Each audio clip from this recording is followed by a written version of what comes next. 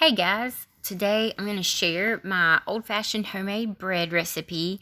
It is so delicious and it just brings a wonderful smell to the whole house. I hope you guys enjoy. First ingredient you'll need is bread flour. I do prefer bread flour for this recipe over all-purpose. The protein is a little bit higher and it helps the bread turn out better. You'll need salt and a sifter. I like this one that you can measure on the bottom, but not all of them are like that. You'll need some olive oil and some rapid rise instant yeast. This is also known as bread machine yeast. I like it because it gets things going really quick. You'll need sugar and parchment paper and cling wrap. Instead of cling wrap, you can also use a damp kitchen cloth, not soaking wet, but just a little bit damp to, for one of the steps I'll explain later. Start off with 2 cups of water. You're going to heat it up to 110 degrees. I use this meat thermometer and it seems to work just fine. Once it gets to 110, I'll either pour it back in my measuring cup or in a bowl.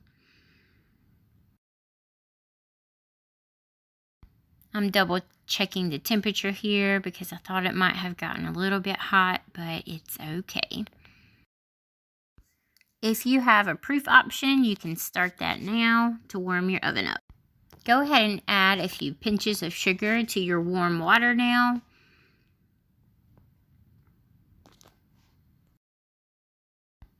Stir it up to dissolve it.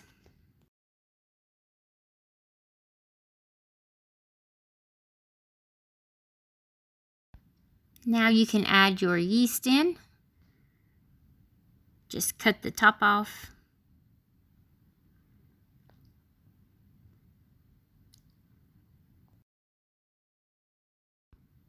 Pour it in. And I usually use a fork to stir it in and break up all the clumps. And this does take a little while to kind of get it dissolved in that warm water.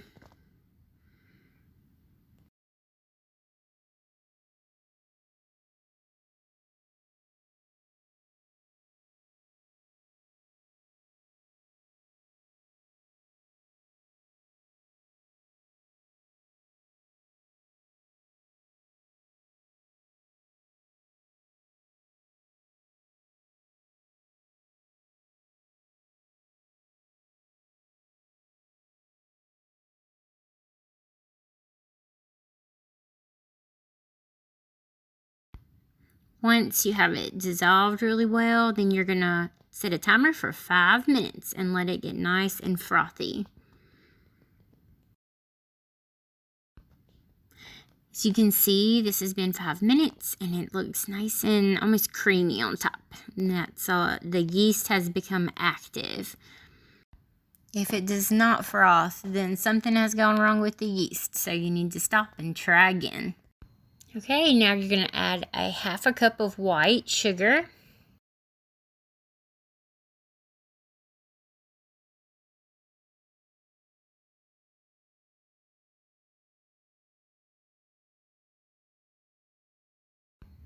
And a 1/4 cup of olive oil.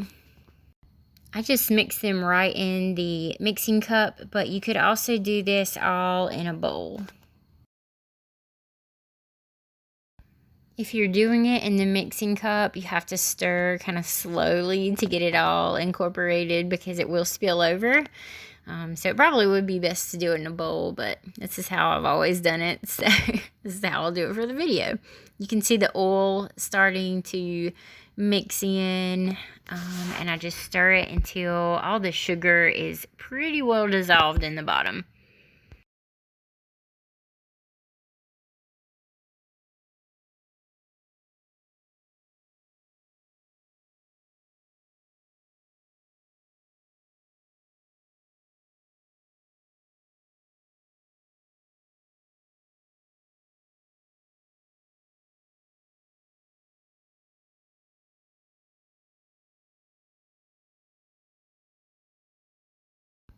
Next, I pour this mixture into a mixing bowl, a medium size to large size mixing bowl. And I still had a little bit of sugar in the bottom here, so I just scooped some of the liquid up, mixed it up again to get all of that sugar out.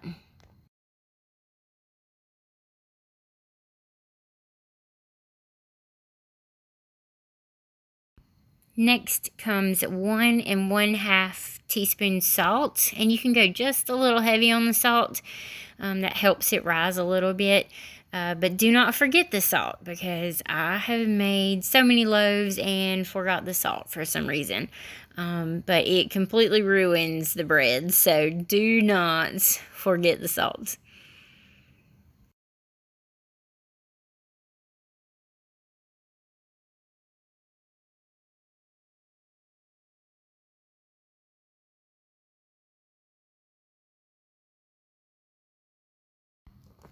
Next is going to come the flour.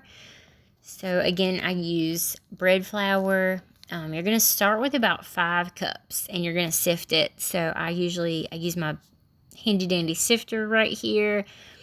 I like it because it measures it as I sift pretty simply, but the bottom does try to fall off of the sifter. So if I lift it up, I do hold on to the bottom with my fingers there. And you're going to make a mess. There's going to be flour everywhere. So if your husband is particular like mine is, you got to make your bread when he's not around. So that was 2 cups. I stir that all together.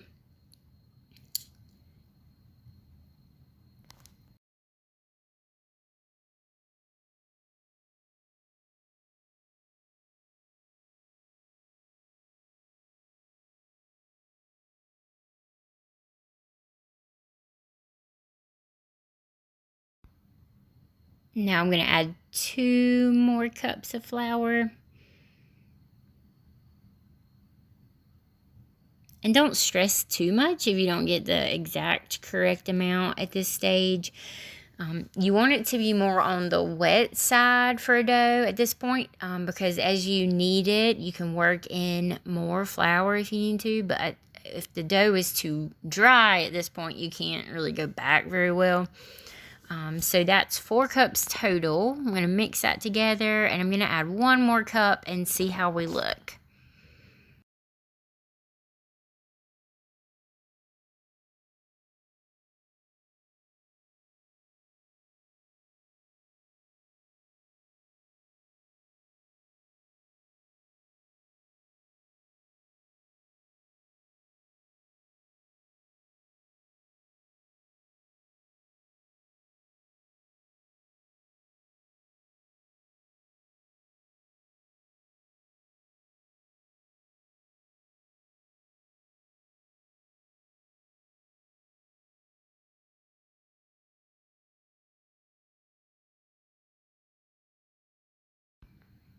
Okay, so for the 5th cup, we're just going to sift it and add it in. And again, check that dough. We want it kind of shaggy and a little bit wet.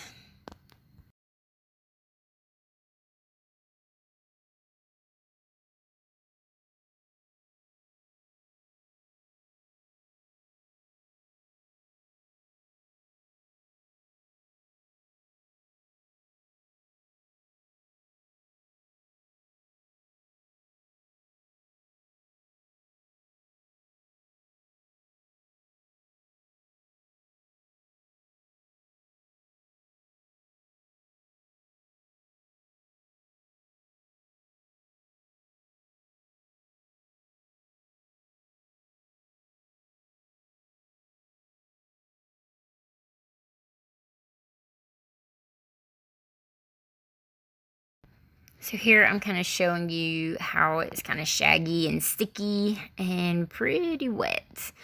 This might be a little bit wetter than I normally do. It's kind of rainy outside, but it's okay. We can kind of fix it as we need it on the parchment paper. All right, now it's time. I usually use parchment paper. It's just an easier cleanup. I have used the Baker like mats that you can use and reuse. But with 4 kids, sometimes it's easiest just to use the parchment paper. All right, sift some flour on your surface so that it doesn't stick. And then you're going to dump your dough out onto the flour surface.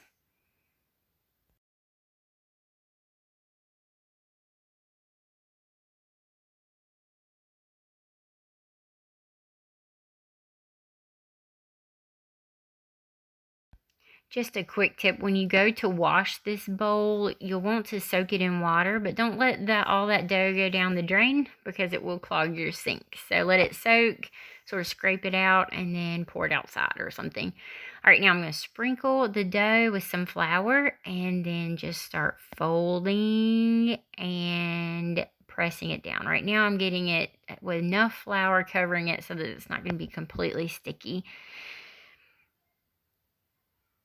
And what I tend to do is sort of like make almost like a pancake. Some of the classes I teach, I say pancake and then taco. So you're squishing it out into a more of a flat dough, and then you're folding it like a taco. And you're just adding flour anywhere that you feel it really sticky. And this was a little stickier dough. You can kind of see it sticking to my hands. So I had to add some more flour. So anywhere you feel it sticking to your fingers, just add some more flour on top and then squish it out. Use the palm of your hands, not your fingertips. Use the palm of your hands and squish it flat like a pancake. And then fold it like a taco.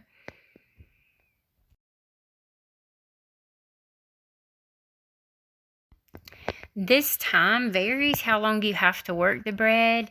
If it is kind of wet outside, sometimes it takes longer. If the dough is wetter, you may have to incorporate more flour into it. The original recipe that I used said to knead it for about 7 minutes. I don't think I ever go quite that long, but it does vary. So if it's a drier dough, I just don't knead it as long. If it's a wetter dough, I'll knead it a little bit longer to get some more of that flour in. And again, the more you bake the bread, the more you'll know how it feels in your hands and how much flour you'll need to use. What I do start to look for when it's done being kneaded is if when I fold it back over, is the dough sticking to itself or is it starting to kind of pull back and not stick to itself? And I'll try to show you what I mean here in a minute.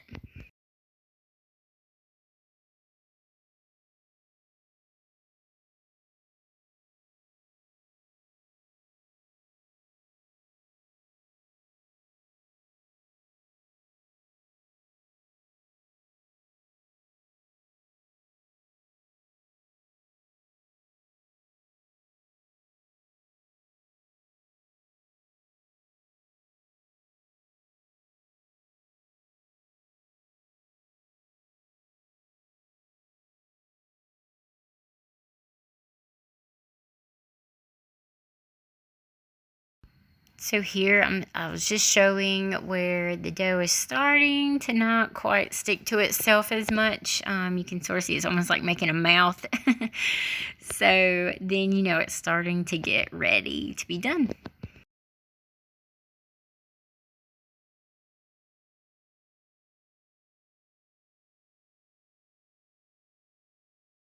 I was trying not to add any more flour to my surface. Oh, there you go. See how it's starting to not stick to itself. But it's still just a little bit sticky. And so I'm going to have to add a little bit more flour to my surface to get it just a little bit more of the right consistency.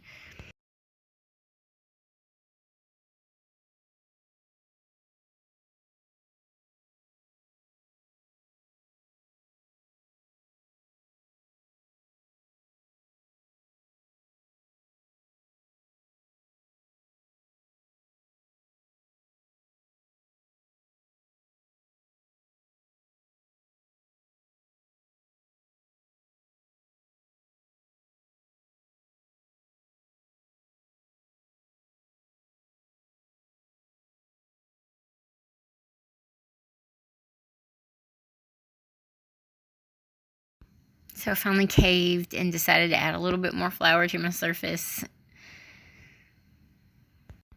So you'll want to sift that as well.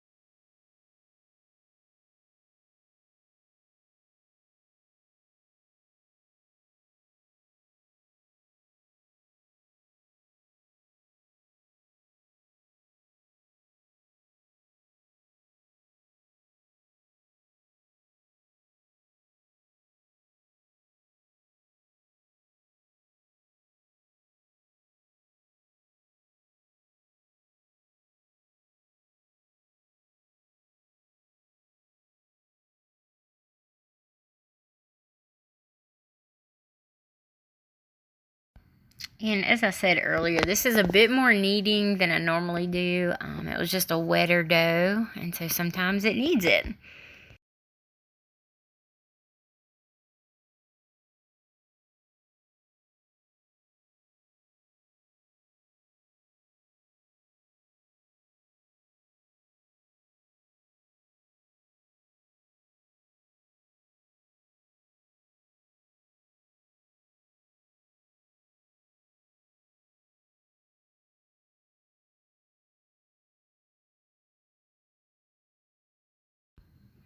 Alright, so that looks pretty good. Now I'm going to add some olive oil to a metal bowl, and I'm going to use a paper towel to just sort of smear it all around the bowl.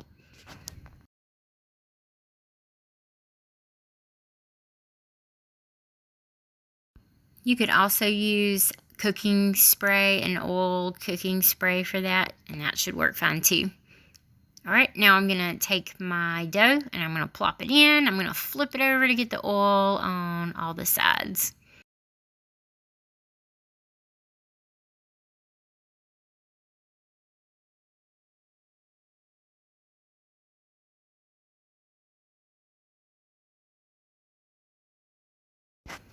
Now you can use cling wrap or the damp kitchen towel. I've used both. Either are fine. Really, you just want to make sure it's nice and covered, the dough is, so that it doesn't dry out during the rise process. So for this dough, I do know that it's gonna double in size, and so I went ahead and added one piece sort of like long ways, and then another piece perpendicular to that. Tuck it in around the corners so that it does not dry out. Now you can proof it in your oven for 1-ish hours if you have the proof option, or you can put warm water in a bowl underneath it, on the rack underneath it, and that will also allow it to rise without turning your oven on. Alright, after the hour, the dough should be about doubled, and it's still going to be a little bit sticky, but that's okay. So that was the first rise, and now you're going to get the bread ready for the second rise. So again, you get your parchment paper out. You can reuse what you used before. I just had to clean up for lunch, and so I just tossed mine. But you're going to flour your surface again. It's pretty much a repeat process of what you did earlier. It's just doing it for a second time. But your knead time is going to be a lot less. You're going to have to do the pancake and the taco a lot less.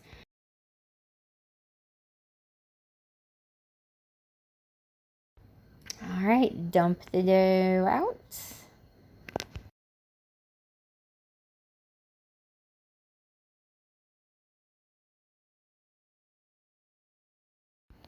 And you're just going to start working with the floured edges and pulling that flour into it to get it less sticky. So again, you're starting to flatten it out and fold it over, working with the palms of your hands, more so than squishing it down with your fingertips. And you can already see, I'm trying to show you, it's trying not to stick back to itself. So it's already doing a pretty good job of being ready.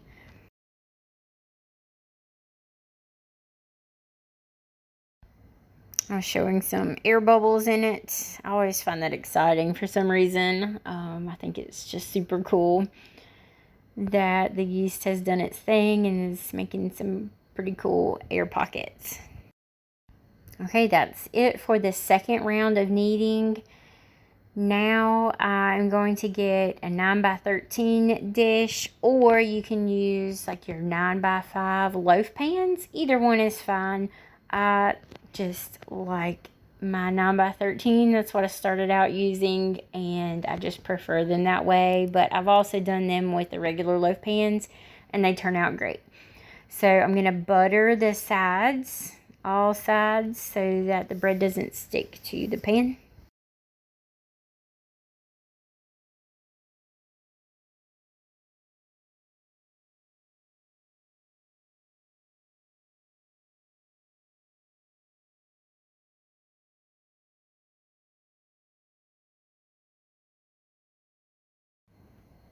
And now I'm going to split my loaf. And so this recipe does make 2 loaves. So you can either split the loaf and put both of them in the 9x13, or you can put one in each of your loaf pans. So it would make 2 loaves. Now I kind of shape it. You want it smooth on top. So I just kind of tuck the edges around so that it doesn't have any of those rough edges on top. Make a little dough baby there and put it in on one side. Keep the edges tucked under. And do the same thing for the other one. Just kind of stretch it around and get the edges tucked under. And put that one in the pan as well.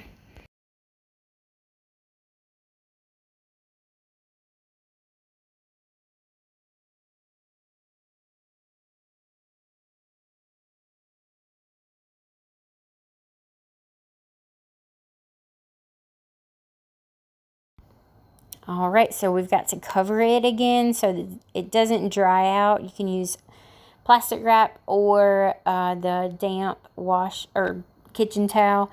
You're just going to tuck it under the bread again, just a little bit, so that the edges don't dry out.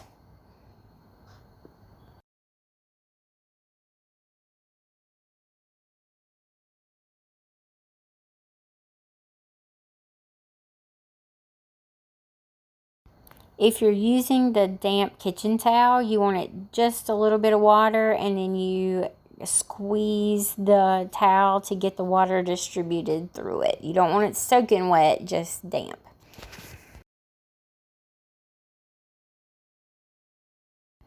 Okay, and then I proof it again in the oven. And again, if you don't have that option, you can use a warm water in a bowl underneath it on the rack below it in your oven, and it'll do the same thing. So 30 minutes.